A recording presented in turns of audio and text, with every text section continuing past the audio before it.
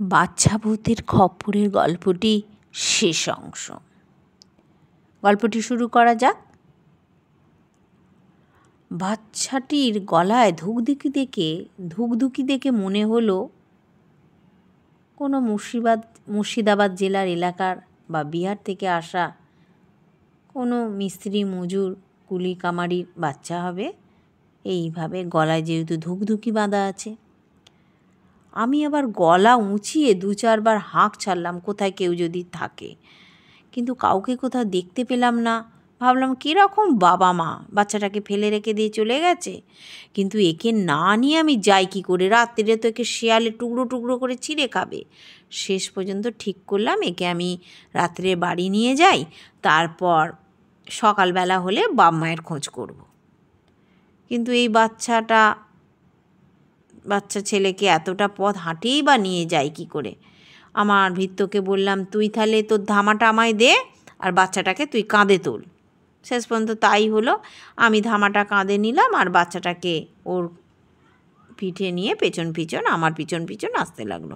হাঁটতে হাঁটতে একবার পিছন ফিরে তাকালাম, দেখলাম ভৃত্যের ঘাড় থেকে তার গলার দুদিক দিয়ে পা ঝুলে বাচ্চাটি বেশ মজবুত করে বসে আছে, মুখে হাসি ফুটছে চাঁদের আলোয় আমি এটা চোখে পড়লো। কিন্তু খানিকক্ষণ পথ যেতে আমার মনে একটা খটকা লাগলো।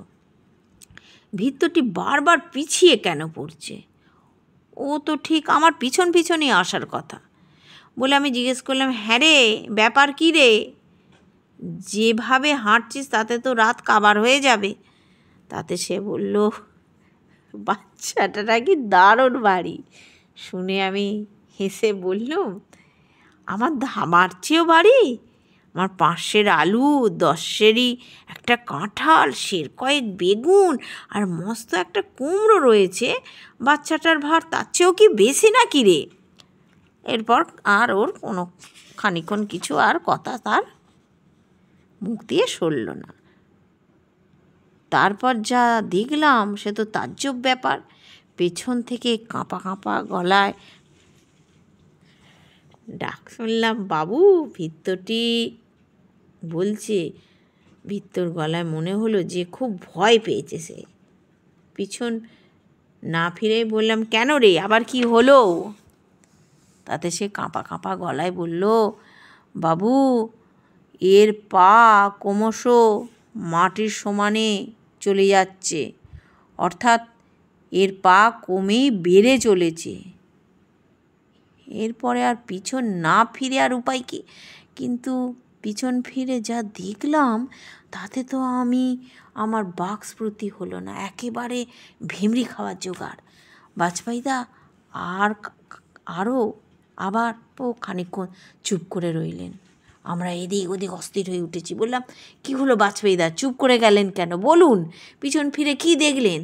যা দেখলাম ভাই, তা আপনারা বিশ্বাস করবেন না। বিশ্বাস করি বা না করি, আপনি বলুন বাকি গল্পটা কি হলো না হলো। সে কথা ভাবলে এখনও আমার গায়ে কাঁটা দেয়। কি দেখেছিলেন বলুন না? দেখলাম যে ছেলেটা তো আমাদের বাড়ির চাকরের গলায় দুপাশ দিয়ে ঠ্যাং ঝুলে বসেছিল, সেই ঠ্যাং দুটো লম্বা হয়ে গিয়ে একবারে মাটিতে এসে ঠেকেছে। তারপরেই চাকর ঘাড় থেকে মস্ত একটা লাফ দিয়ে মাটিতে নেমে পাশের মাটির ভিতর দিয়ে ছুট লাগিয়ে কোথায় সে মিলিয়ে গেল আর কিছু বুঝলাম না। আর আপনারা কি করলেন? সঙ্গে সঙ্গে মাথার ধামা মাটিতে নামিয়ে আমি চোট লাগালাম।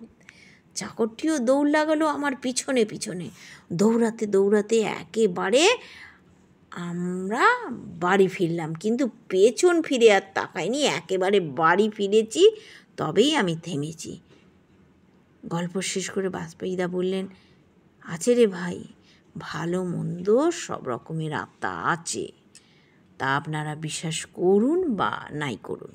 গল্পটি একটা লাইক, সাবস্ক্রাইব করে আমাকে ভালোবাসা দিয়ে আমার স্টোরি মমকে অনেক দূর এগিয়ে নিয়ে চলুন।